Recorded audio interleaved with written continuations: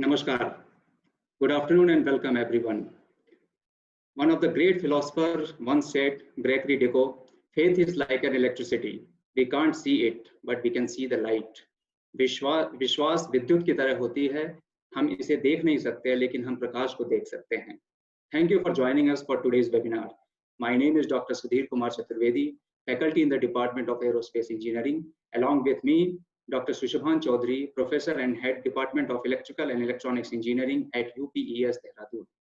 UPES envisions itself as an institution of global standing, which fosters development of professionally competent talent and contributes to the nation building. With such a vision in our mind, we had taken another leap in this journey, where we had started a webinar series that gives us a chance to interact with hear from industries, some of the most prominent and renowned personality of all the times. विद्युत न केवल आर्थिक रूप से बल्कि सामाजिक रूप से भी लोगों का जीवन बदल सकती है. Electricity can transform people's life not just economically but socially. As we all know, Aditya Birla Insulators, the largest Indian manufacturer of high voltage propylene insulators, is a part of Grasim Industries Limited. World-class technology and cost competitiveness produces high-quality insulators at state-of-art manufacturing facilities. A recipient of the CAPSAIL's Top Export Award and Special Export Award during the last 18 years. The company has also bagged award from the President and Prime Minister of India for export excellency. The world's fourth largest manufacturer of electrical insulators, with an extensive product range that includes hollow, solid core, dish, pin, post insulators, finding applications in substation equipments and in the transmission systems. To add another feather to the cap, we have come up with another interesting session of webinar today on the topic current trends of electrical and electronics engineering in industries, which is going to be presented by Shri Rohit Pathak, President and CEO, Aditya Birla Insulators, Aditya Birla Group. Just to give you all a brief background of Mr. Pathak, he is also a Director and CEO of Aditya Birla Power Composites Limited, Aditya Birla Group. He also holds the position of a Director and Vice President of the Industry Association of Electrical Equipment Industry in India.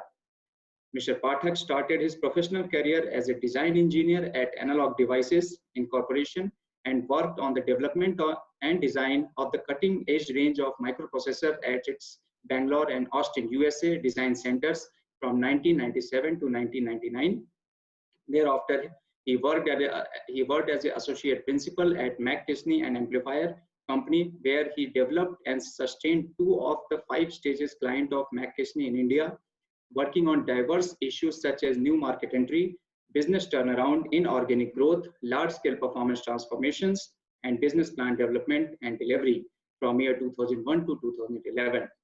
From 2011 to 2016, he served as a principal EA to Aditya Birla Group Chairman, Mr. Kumar Mangalam Birla, helping manage all businesses of around $40+ billion Aditya Birla Group company, advised Mr. Birla on key priorities and strategic planning and monitoring across the group businesses, and helped the businesses on strategic issues to leverage the group functions.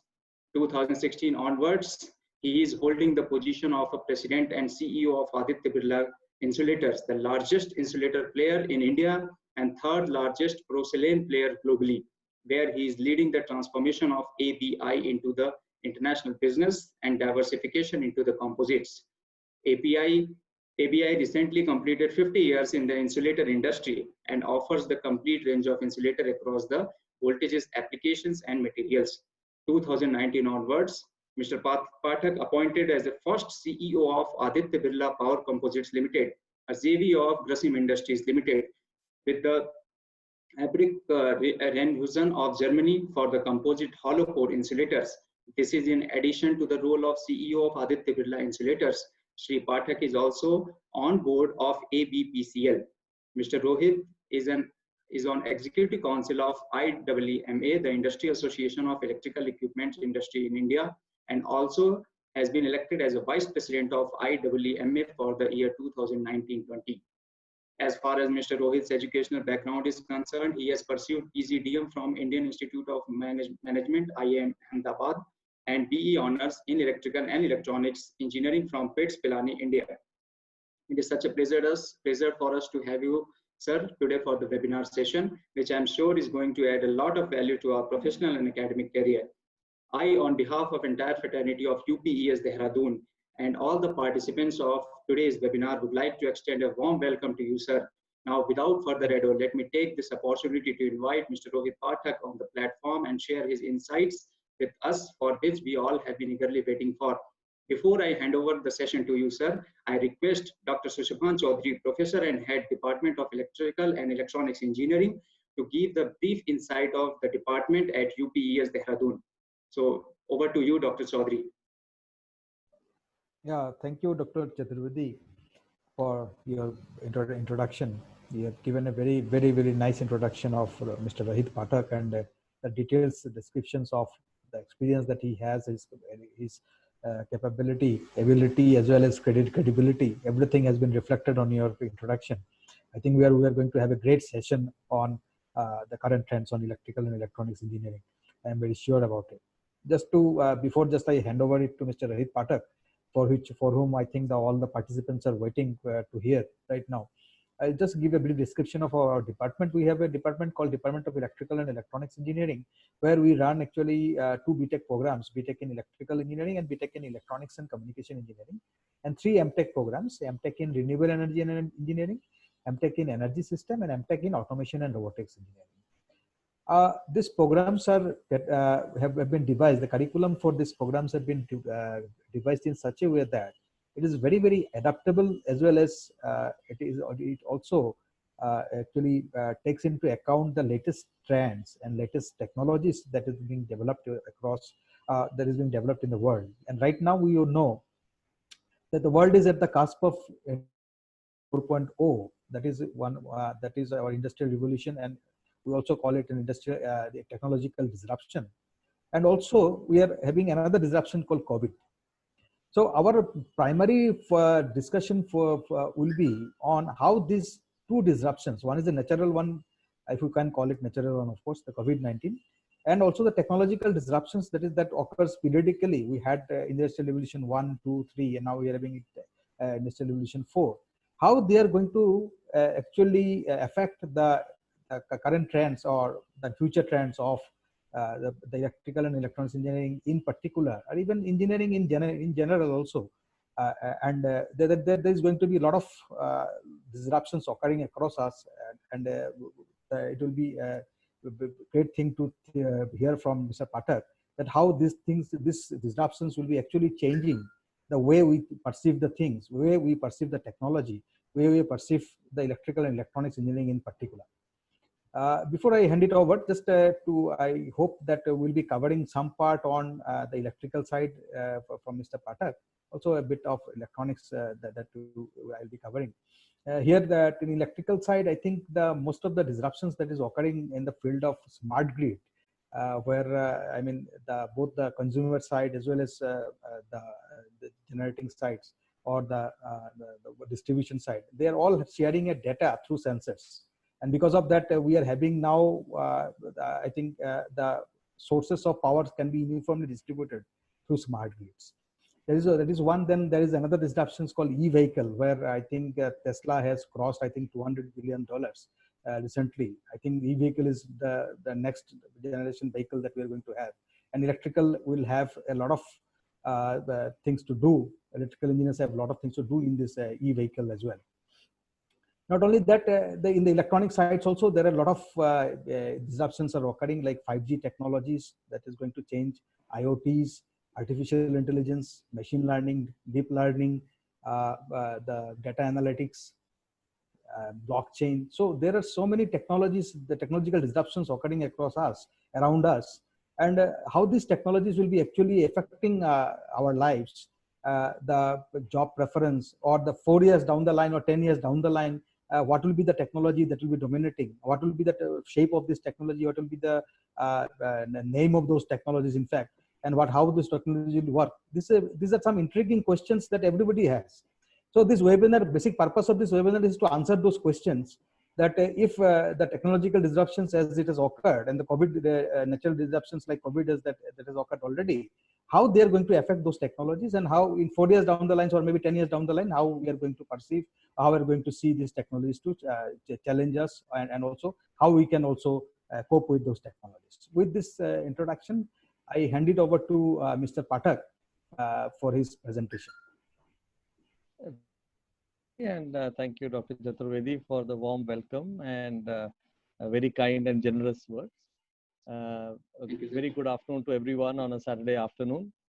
I think as I think the professors mentioned, the world is seeing change at a rate which is faster than what we've ever seen in the past. And I think every 10 years, if you look back, you see the change and the pace of change increasing and accelerating, right? So if you look at today, the top 100 companies in Fortune 100, they are, most of them were not even existing 10 to 15 years ago, right? And that is the pace of change in the industry that is happening.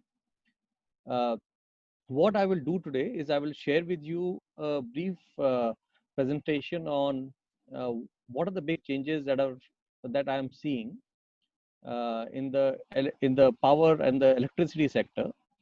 And as I go through that, I will also share some of the larger changes in the electronic space that are happening, which may be useful and interesting for all of you to understand. As I think the professor mentioned, I had started my career with analog devices in '97, where I was designing microprocessors. And I remember at that point in time, one of the first applications that we were working on was voice recognition, right? And today, I think voice recognition is almost every device has it today, right? So the way and the stuff that today's industry is focusing on has gone through a very big change in the last 20 years. And I think the next 5 years will probably see as much change as the last 20 years saw, right? So let me start. Please post your questions if you have along the way. And after my presentation, we'll try and answer as many as we can during the session, right? So let me share my presentation.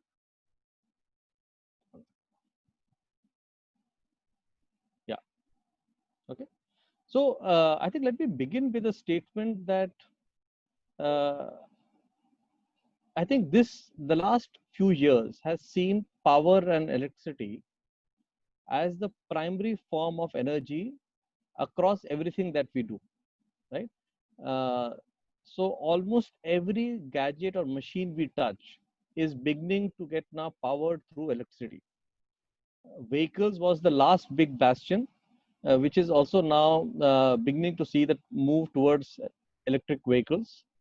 Railways in India has already gone through a major electrification drive and is already beginning to, begun to be predominantly driven by electricity.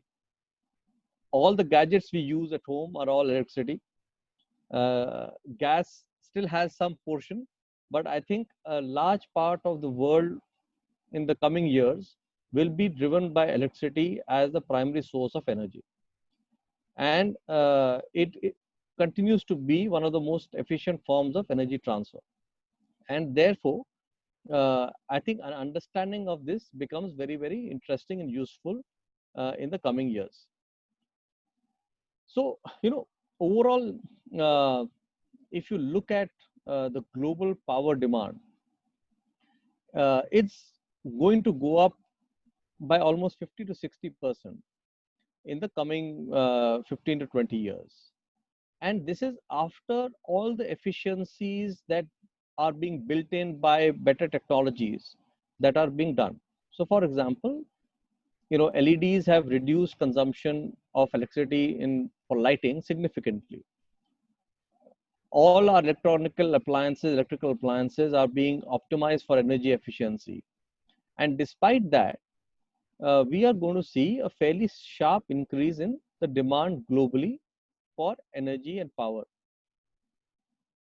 The biggest delta is going to be that the generation and the source of generation has moved quite sharply from coal and a bit of hydro and natural gas to predominantly going to be renewables and nuclear.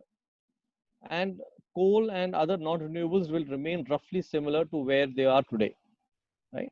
So I think the first point I wanted to make is one, demand is increasing. Second, the nature of the generation of energy is changing. Electricity has become the most efficient form of energy transfer.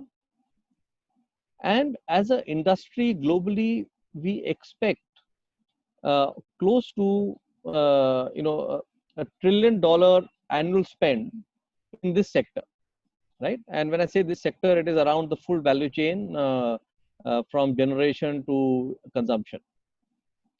And in the grid itself, we are also going to see a fairly large set of investments. And Asia Pacific, mainly India and China, are going to see the largest investments in the coming 10 to 15 years of money into this infrastructure for power, right? So as you look at the industry, there are 5 major shifts that are happening across each part of this value chain. First is on the production. So, historically, we would talk about mega power plants, which were predominantly either coal or nuclear based. Whereas today, a large part of the new investments and capacity additions are happening in small, renewable, either solar or wind type power plants, right? So from 1 gigawatt type big plants, you're now talking of 10 megawatts, 20 megawatts, 30 megawatts, small plants, localized depending on where the renewable source and consumption centers are, right? So one, the nature of how the generation is happening is changing dramatically, and this will bring in very new types of issues which the industry will have to face and address as we go along. Second, from a market side, the market is changing, right? Historically, electricity has been a centralized and nationalized sector, but world over, US was probably amongst the first, but India is also moving in that direction very quickly. The market is becoming decentralized and also ignoring boundaries of countries and states. So if you look at the investments, for example, in India, a large part of the investments are happening for supplying to nearby countries like Bangladesh and Burma and Nepal, right? ASEAN is thinking of one grid for all the ASEAN countries. So the market and the way it is structured is changing. And in India, if you have heard the recent announcements by the power minister, there is a move to begin to privatize the distribution network to bring in more efficiencies and bring in better technology into the country.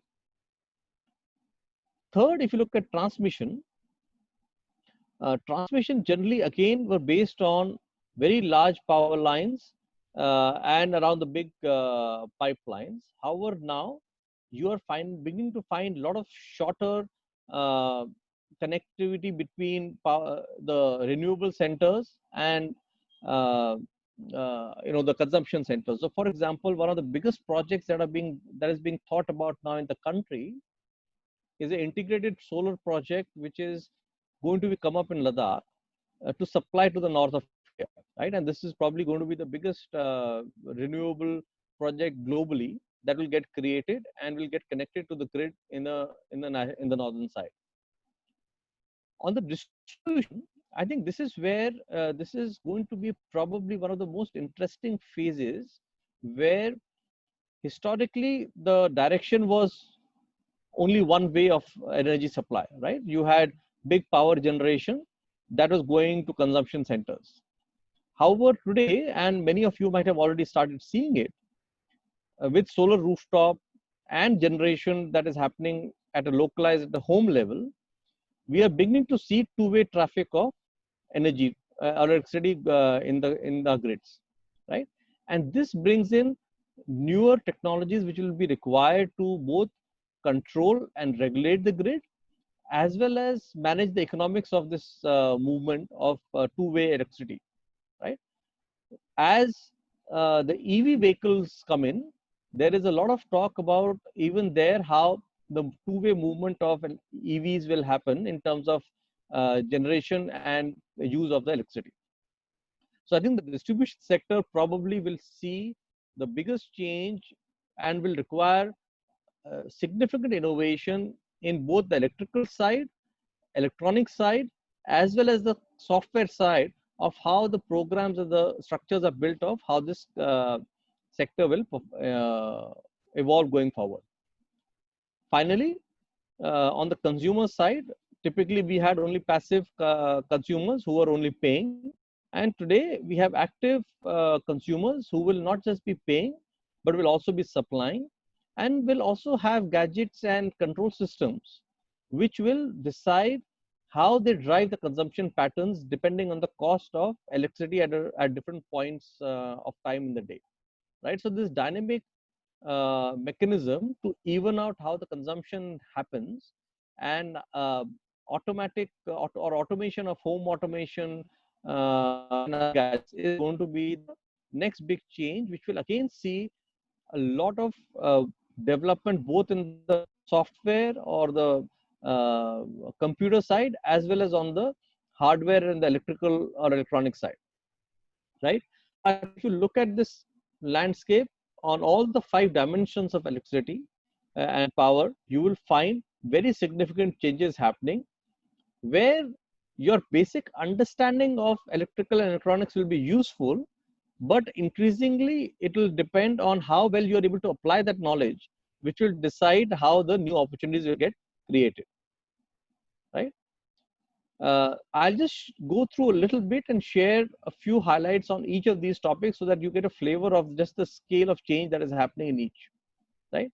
So like I first said, the change in renewables, and which you see the green bar in the middle, is where the biggest delta is going to happen in the next 20 years.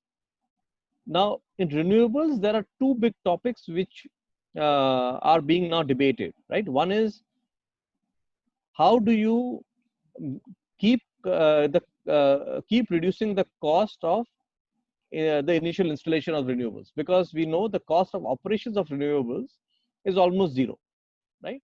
So unlike coal, where the capex cost was high but operating cost was also very high, in renewables almost 80 to 90% of the cost is initial capex, and then the operating cost is very marginal, right? So the real innovation that is happening at the semiconductor level as well as at a technology level is how can you capture and make the initial cost of renewable investment lower and lower.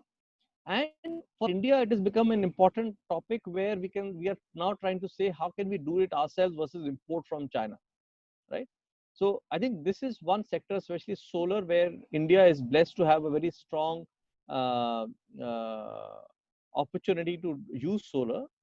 A very large part of the next 5 to 10 years will go in solar manufacturing as well as technology to make the efficiency higher and the cost lower. The second area in renewables is going to be the storage side, right? Because renewables are by definition not continuous in a day or in a year. They have good days and bad days. So the storage becomes very, very important. And this field is just starting off, not just in India, but globally. And I think the storage, the technologies used for storage, the materials used for storage will see significant evolution in the coming years. I don't think anyone today has a claim on what is the right answer for this. There are many technologies which are in play. And I think this is one area where you will see a lot of startups and a lot of innovation coming in the coming next 5 to 10 years and value being created. As some of you might have heard, Tesla, apart from their automotive business and the space business, storage of energy is the third big leg for their business. And this is one area where I think we will see a lot of exciting things that are happening in the coming years. Right. I think the next big shift that is happening is, like I said, about 5 years ago, if you spoke to anyone, especially in India, people would have said all the generation and transmission is going to happen at the high voltages, 765 kV, 1200 kV, AC versus DC. So the discussions were on how do you take very huge amounts of energy and transmit it over long distances most efficiently, right? And hence you kept on increasing the voltages and you tried to move from AC to DC, which is more efficient and reduces the losses. However, with renewables coming in the way they have in the last 5 years, and the way the costs have become almost on par with the fossil fuels, now the move has completely switched to saying the 220 kV systems or the 132 kV systems are actually where we will see a lot more of the growth, right? So I think the renewable share in most geographies is increasing from less than 10% to 30 to 40% in the next 10-15 years, and the voltage levels will keep coming down and stabilize around the 130 to 220 volts. So a lot of the research which was beginning to happen for the high voltage transmission systems will now focus back on how to make the low mid voltage segment, which is the 132 and 220 and maybe 400 kV, more efficient and cost effective, right? I think there are 7 other key drivers which will hence change the way investments are happening in different areas in this sector. The first is the demand itself, right? You have increasing urbanization, especially in emerging markets. You have increasing number of houses being connected. Population is growing, and hence the basic power demand is going to grow. And as a result, a lot of new development will happen in how do you optimize the home automations, the home consumptions of this power demand, because this will become an important point for people to optimize the way they spend on power. Like we have gone to optimize how we spend our wallet on when we go out for shopping, power demand and consumption will become an important metric for almost all households to think and manage actively going forward. Second is the mix, like I said, between renewables and coal and nuclear. How will we manage our grids? How will we move to smart grids? As well as how will we manage the balancing and the frequencies on the grid to take on new sources which are sporadic in nature without harming the grid, which will still remain an important challenge for everyone to work towards. Third is the distributed generation, localized generation, microgrids, rooftop solar, battery powered grid. Some of these will begin to see a lot more development on the software as well as on the hardware side, right? Electric vehicles, I think while China has taken the early lead on this, in the coming years, I think we will see every country figuring out how they will drive electric vehicle, not just the manufacturing of electric vehicles, but the charging station and the grid support that will be required to make it viable on the ground. The fifth is the energy management at the grid side. So smart grids is, 3 years ago, smart grid was a buzzword everyone used. Today, if you go and talk to utilities, this is an actual work in progress where people are trying different solutions and working on different software systems and active components to look at this.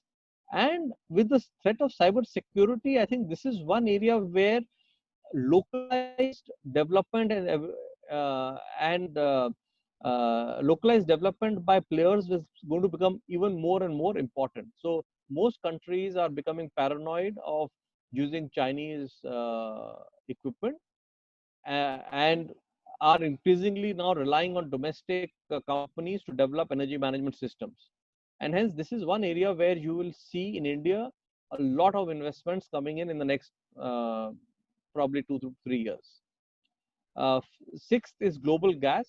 Not so critical in India, but at least in US and some of the European countries, how gas will be used as an alternate is going to still drive a lot of investments, especially with the shale gas cost still being very low. This is one area where, again, I think systems and solutions will be built on how to use this gas effectively. And the last one, like I had said earlier, the privatization part in the transmission and more importantly distribution networks world over is going to change the way the sector performs and the opportunity for jobs that gets created in the sector, right? Until now, if you were getting into transmission or distribution, you basically had to only look at a public sector company to look for employment. But I think in the 5 years time, you will find all the employment being generated in the private sector because a lot of the networks are going to get privatized as you go forward on this, right? So I think I'll just take 5 minutes more and give you a few more details, and then we can probably move to question and answers. So, like I said, the grids are becoming, if you just look at the centralized grid, which was a very unidirectional in its structure, the decentralized grids will be bidirectional and multi-point connected. And this means the kind of applications that will get developed is going to see a lot of change. Even, for example, if I look at it from a manufacturing side, for our business and most of the industry today, while we have been talking of industry 4.0, which is going to be automated, IoTs, digitalization, I think many of these solutions are now beginning to get implemented on the shop floor. So I think in the next 5 to 10 years, we will have a very different structure of how our factories are configured, where the way the information is used and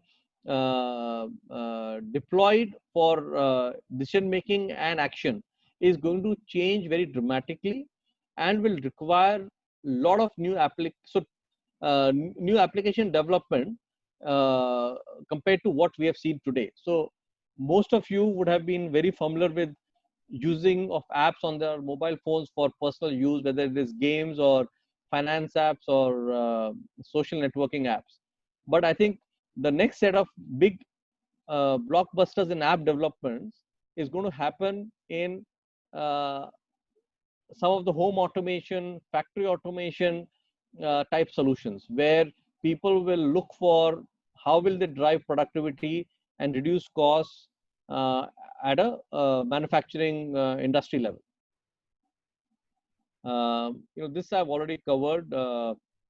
I think one other important point which I thought relevant to understand is the grids will become more and more volatile because of just the number of sources we are going to have. So if you look at this graph, the red and the blue dots are 2018 and 2040. Blue is 2040. Red is 2018. And the dots, each dot sort of shows a 1 hour window of the electricity requirement, right? So if you look at a year, the red dot is the electricity requirement per hour, right, for a particular hour. And if you see the reds versus the blue, you will see the demand patterns changing quite dramatically and the volatility increasing very, very sharply. And how we as a grid manage this volatility in our grids is going to be a very, very important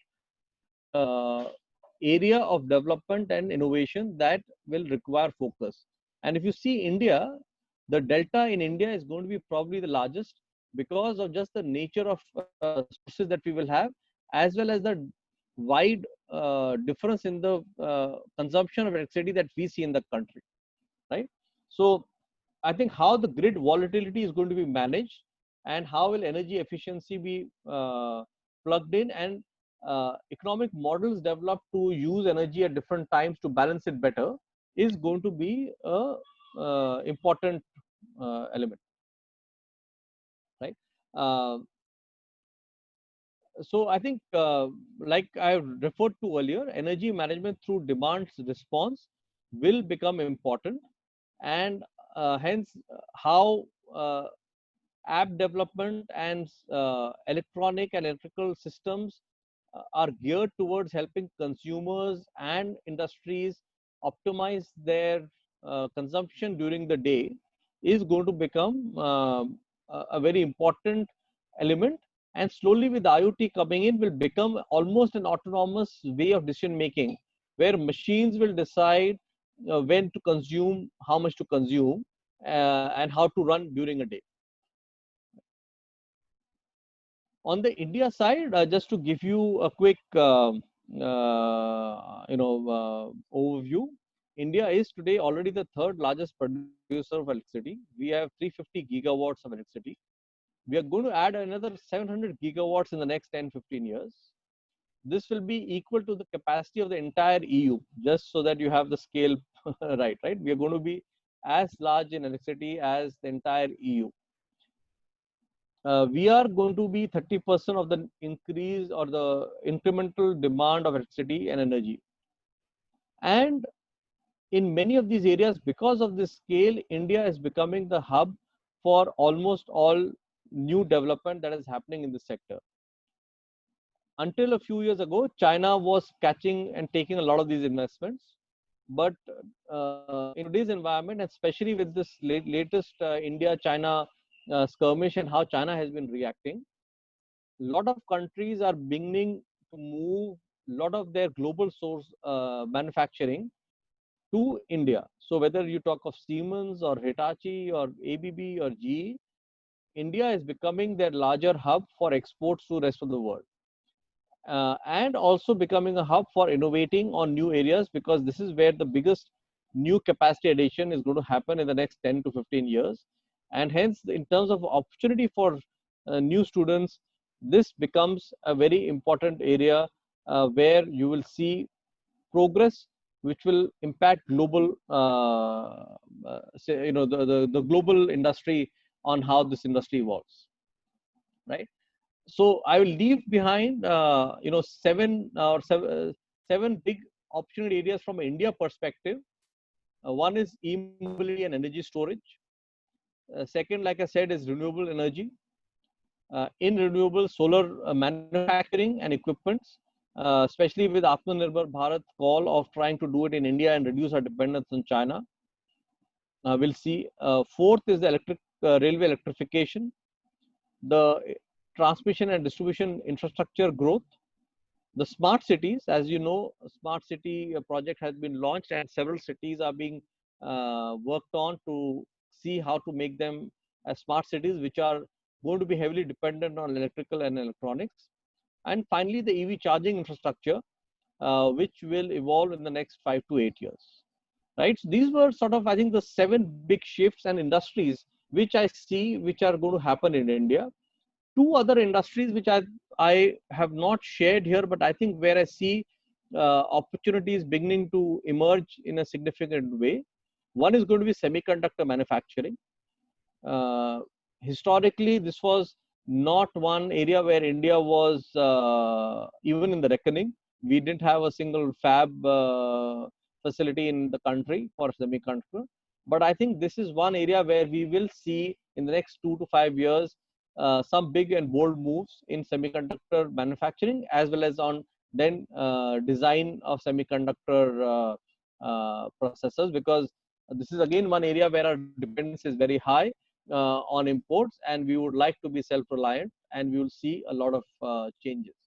The second area where I see big change in the coming years is going to be in the app and the application development side and software side for managing the electrical systems, as well as the demand side, like I shared. So I think these 7 plus these 2 big ones are the 9 big areas where I see a lot of exciting things happening in the country. A lot of this happening in the private sector, and hence new growth and employment opportunities getting created. Right. So I think with that, I would like to end my presentation, and will be happy to answer any questions that people might have. Yeah, Mr. Pathak, we'll take up the question straight away. Sure. We have got the first question coming up. I think that you can answer better. Just before you answer, I will be telling a bit about that. Sure. What are the famous companies in India where we can get placements in electrical and electronics field? I think you have widely covered the areas where the most job opportunities is going to happen. This areas I think that you have not covered. I think this also will come up is electric power transfer and wireless charging, I think that can be one of the areas where there will be a lot of work that is going on. Apart from that, of course, the IoT that you have said, the IoT will be another area, because IoT will be now extensively used even in the power industry or in the electronics industry. Yeah. Plus manufacturing area, like for example, the mobile manufacturing. I think Samsung will be is already having a manufacturing factory in India, and more and more, I think it might happen that more and more companies will shift their base from China to India, and there is manufacturing might catch up in the years to come. But as you have rightly said, application, even if we can say that our high-speed digital PCBs, even those areas are the areas where we have to catch up with the rest of the world. And I think those areas we need to have companies, we need to have expertise on that. I think there will be more and more industries coming up in these years. Sir, can you answer this question more particularly, which companies are right now there in India where they can find placement in electrical and electronics? Sure. No, so I think I'll split this into clusters of companies. Yeah. So obviously, I think first you have the companies like Siemens and GE and ABB and Hitachi, who have continued to expand their setups in India, not just in electrical systems, but also around the smart applications around smart grids and others, right? So one, you have these biggies who are expanding, and many of them, since I interact with many of them on a regular basis, are moving very significant parts of their work from China into India and beginning to spend time on these. So that is, I think, one. Second, I think, the Microsofts and some of the companies in the automation side, are becoming very, very active. So typically, initially, we had very small companies looking at IoT applications, but now you have the giants like Microsoft and others also who are beginning to get into that space, where they're trying to look for automation and IoT type solutions for their customers. So I think you will also have those kind of companies. Third, I think as the EV industry begins to build up, we will find a lot of automotive companies building specialized verticals which will focus on the electrical powertrain, right? If you look at the automotive structure, which is one of the largest employment generation in the world, you will find completely new powertrains being developed along the whole chain, and big recruitment to happen as they start moving towards that. Until now, most people were trying to stay away from this, saying, look, we'll focus on the conventional powertrain. But I think as you said in your opening remarks, Tesla is now more valued than Toyota and the most valued automotive company globally. And I think the next 5 years, we will begin to see more and more EV players coming in who will require domain expertise on the electrical side, which currently is not existing, right? Exactly. And I think then finally, on the solar side, on the chip fabrication side, a lot of the mobile companies are now beginning to move their bases to India. So both on the chip design side as well as the mobile manufacturing side, you will find newer opportunities being created in the country. So I think, like I said, I can think of very few industries where the right electrical or electronic knowledge will not be required. I think how some of these jobs evolve might go at different pace. Yeah, so apart from that, even the wearable technology, electrical wearable technology, I think that is also another area where most of the medical side, they have got a very lots of applications in the medical side, where they give you the advanced warnings that whether you have got a disease or not. So those things are also there. Plus 5G technologies, that is going to be another area that where most of the jobs, the telecommunication companies will be there. They'll be also offering jobs there in the field of electronics and communication, and also the self-driven car. The autonomous cars. The autonomous will require not only the expertise in the mechanical side, It also requires the expertise in the electronic sides. You have to know about the IoT, know about the artificial intelligence. Yeah. Yeah. On autonomous cars, I think India is still about 5 to 10 years away. Yeah. We will still continue to see some investments and research happening on this in the US and Silicon Valley and maybe some parts of Europe. Okay. India, I think the focus will first be on just the basic electric vehicle. Okay. And then maybe autonomous stuff might then get some traction. Right, but I think it will take time. One other big area which you will see is the solar manufacturing in the country. As you know,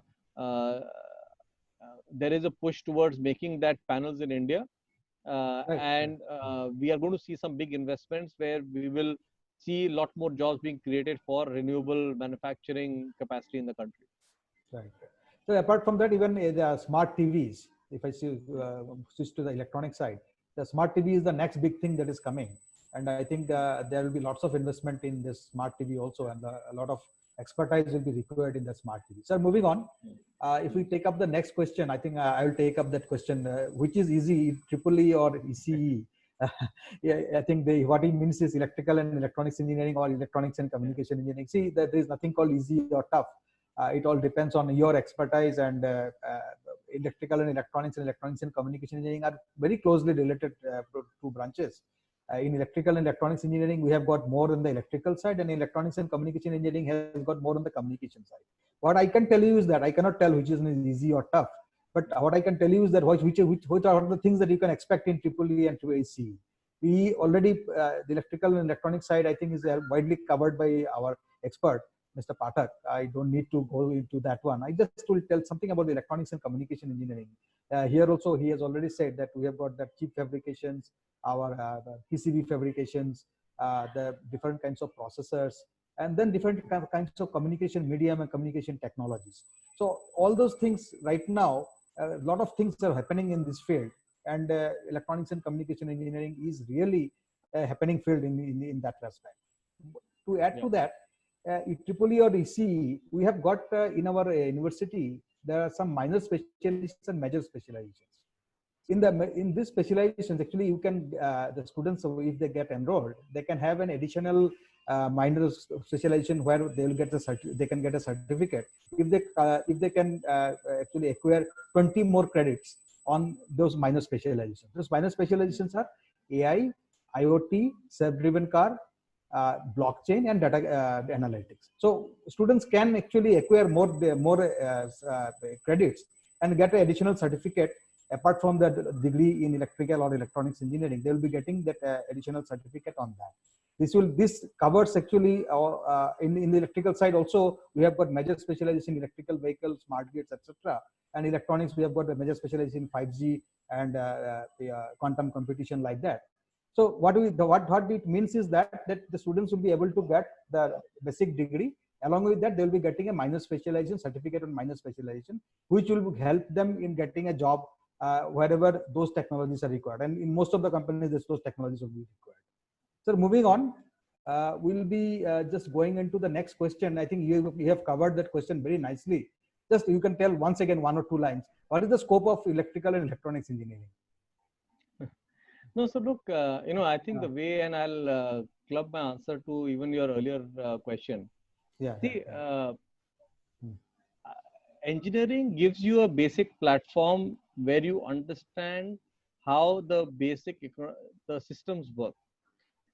In most areas, once you have learned that, when you go and join a company, you don't use directly any of the knowledge that you have learned in engineering, but it is a way of thinking that you take with you from engineering, right?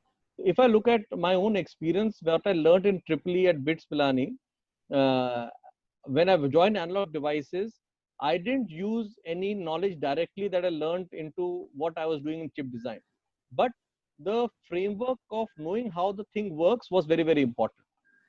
I think similarly, the way I would think about the different streams is you are understanding how the system works. Then when you go out into the industry, mostly you will end up working on how to build on that system to do something more value add, because the basic has already been done by someone in the company, right? So Right. your knowledge has to be, this gives you a frame of thinking and frame of reference which you build on as you go into a company. And hence, uh, and as you go forward, I think electrical and electronics, everything that we do in the future is going to be driven by some electrical or electronic system. Think of it this way: anything you touch or feel, in even by the way, garments, right? There is talks about garments which will be changing their colors depending on your mood and others, right? Which will be based on some sensors on the body or other, other stuff. So there So is a wearable everything, technology. There's a wearable device. everything Yeah. exactly. So everything can feel will be driven by electrical and electronics, right? Right. And there will be work in both sides. One is on the research side, but also on the application side, right? And basis where you find your passion, you have to decide which type of stream you get your basic grounding in. Right. Right. Right. There is one Sir. interesting question. Yeah. Is this Yeah. possible? We can make e-vehicle with the self-charging, or we don't have the charging stations?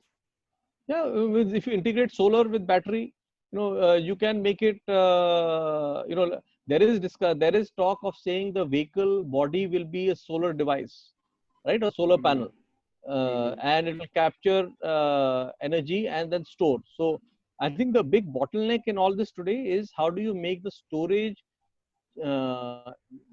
large scale and cost effective, right? So that is where the real breakthrough will happen. Once that happens, you will find a lot of such stuff, right? You don't need to charge. Okay. Yeah. The vehicle will charge, will self charge from Solar. the solar and store it in the vehicle. So there is a concept, I think, of a dynamo. If we connect a dynamo, and through dynamo, if you convert your mechanical energy into electrical energy, so there will be a self-charging mechanism. Yeah.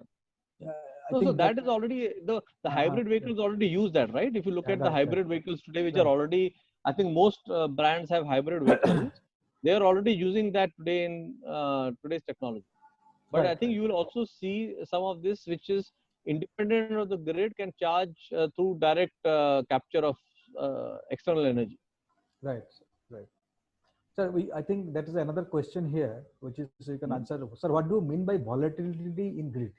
Volatility in grid. So see, the grid works on a basic of, there's a certain frequency which you have to maintain the grid at.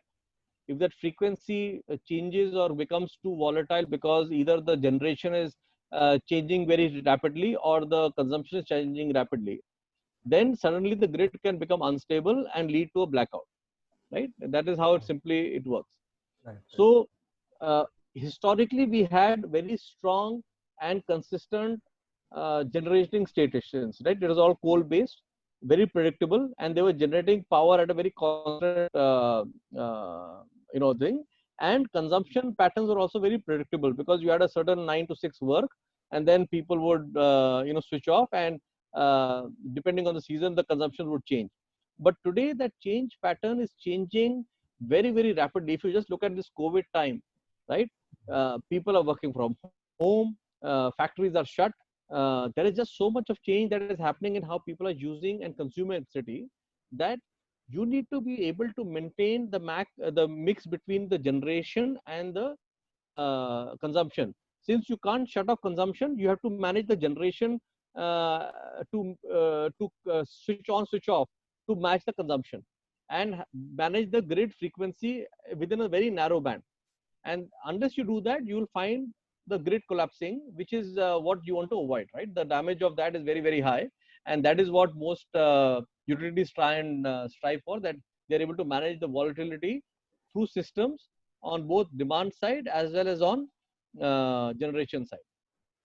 Sir, the people are just recently, people are talking about that when the one power Prime Minister gave a call to switch off your power. I think there also the same question came up, right? Exactly. Right, you switch off everything, and then suddenly will you have, and because industries are not working, suddenly how do you manage such a short down swing in consumption? Right. Sir, another question is electrical side. Will distributed generation become a reality? I think that's a It very is already a reality. It Yeah. is already a reality in many parts. In America, it is already happening. In India, also, if you look at many societies, the most houses are becoming so independent consumers through rooftop solar, right? And they Right. are now beginning to say, okay, we will put back all our extra surplus into the grid when we are not Right. requiring or using it. So integration of distributed generation is already a reality. So we don't Yes. have to. So distributed generation is happening, but Yeah. I think all those distributed networks will still get connected to the grid, because Right. no one wants to be isolated in the grid, because you will need times when you need supply from the grid. So another question is, with the world moving towards electricity and nuclear energy, what are the possible reasons that even by 2040 the coal will be used? I think that is what coal dependency So I will be think there. the capacity that will be required, like I showed in my first chart, I think the some of the big coal plants will still be required, because they provide very stable power supply, predictable power supply, which renewables cannot provide. Now, if we have made huge improvements in storage capacity, storage technology, where you can store the renewable energy for the day, then maybe coal could go down faster. As of now, people feel we will not make enough progress on storage side, and hence coal will be still required. Right. So There another is one question. Nuclear comes with this nuclear comes with this inherent risk of dangers, and hence people are being a little tentative about how much of nuclear capacity to put, where to put. Everyone wants nuclear power, but no one wants it put next to their house, right? You want it far away in some other country, but you still want nuclear power. Nuclear hazards. So Yeah. that will be a. So another question is there. This is the future of embedded jobs. I think what he is asking is about the embedded systems. How embedded system is will be how embedded system will be required in many jobs that we are opportunities that will be having. I think, like I said, it's going to be a very important industry. The challenge in that industry today is the kind of companies who have scale are not there, and India has still not been able to create very large players in that space. But I think this is an area where a lot of work will happen. Only so a lot of work is already happening. Yes. In the embedded side, we have got most of the industries.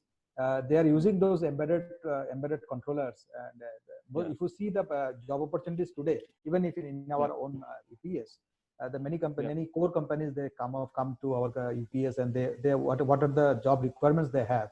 They say that you need to know about the embedded C, the programming skill in your embedded C, so that you can actually program the microcontrollers. We have got lots of different microcontrollers are there, which are very advanced level microcontrollers, even general microcontrollers.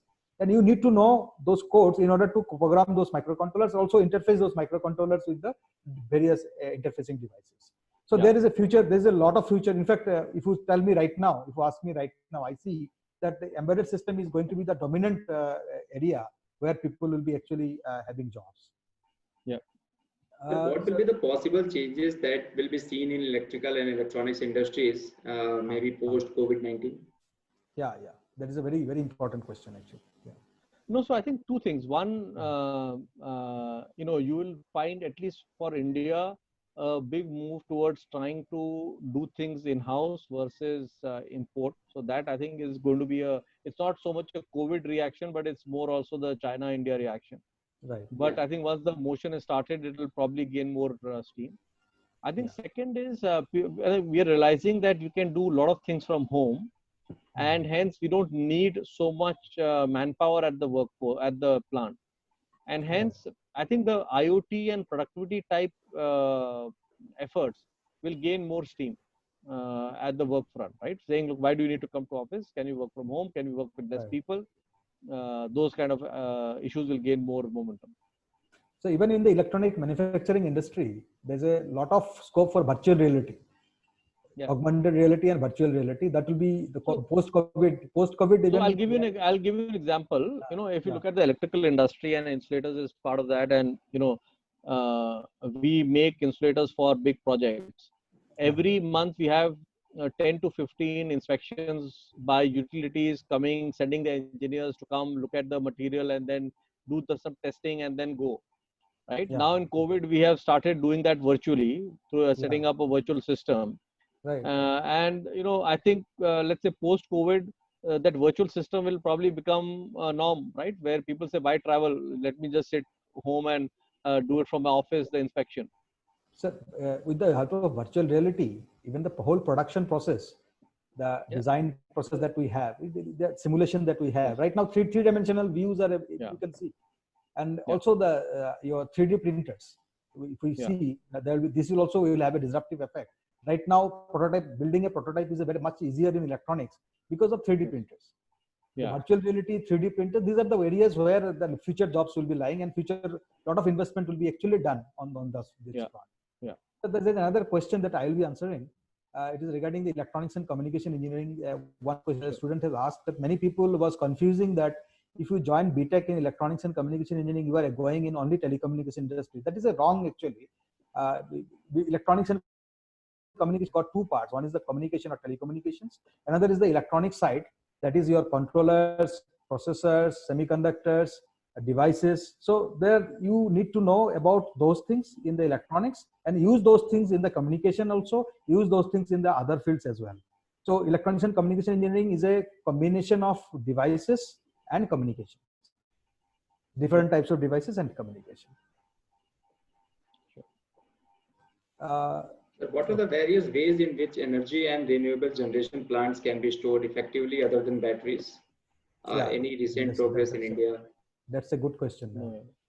I think the battery technology, like I said, is still going through a lot of evolution. We are very nascent in where we are today, and it's still very costly as a so it's not economical at all. I see. Dr. Chaturvedi, do you see any other question here that we can answer? Sir, a lot of questions are there, but I think most of the questions have been answered and some of the questions are still pending. So we have to wind up the session. So I think just one more question. I think one more question we can take up. What is flash charging, sir? Even I also would like to know that. The last question. Last question, yeah. What is flash charging? Flash charging, yeah. Flash. It will be FLASH. Flash charging. Flash charging. I am not sure what they meant by this. Okay, I also don't know actually. It could be like the fast charging type mechanism, right? I think like it's a chemical. It's the interface of chemical with electronics, right? On how do you design the electrical cells for charging. So, sir, just one last general overview of or your prospects of electrical and electronics engineers in industry for the demand if the students are pursuing BTech from electrical or electronics engineering. So what do you see? Maybe in few words, if you can depict what may be the future. Okay. So let me take a shot. So I think, look, like I said, electricity is going to become the most important source of energy for the world, right? And it's replacing several sources of energy, including manual effort, right? And hence the amount of work that will happen in this space across the entire value chain of generation and supply and at the point of use is going to see a lot of change in the next 10 to 15 years. And hence, as a space, it is probably going to be a very exciting space for people to be in. Yes. The work is going to happen on fundamental new technologies, because in many of our existing technologies, we have reached a limit where we need now a different way of thinking to crack it, as well as work on the development side of applications or embedded softwares and embedded programs and embedded technology, which will create the interface, right? The only challenge I will see is that the startup ecosystem in this space is not so robust yet. unlike a typical development ecosystem where you can quickly develop an app and get going, here you need a mix of technology and physical things and the app on top to be able to develop a solution which you can then take to market. And hence, the ecosystem will takes a bit longer to figure out how it will evolve, and hence opportunity may not look apparent for people as they start on what to do or where to go and find a job. But I think this will, in the next 3 to 5 years, we will see good progress in this happening, where opportunities will improve.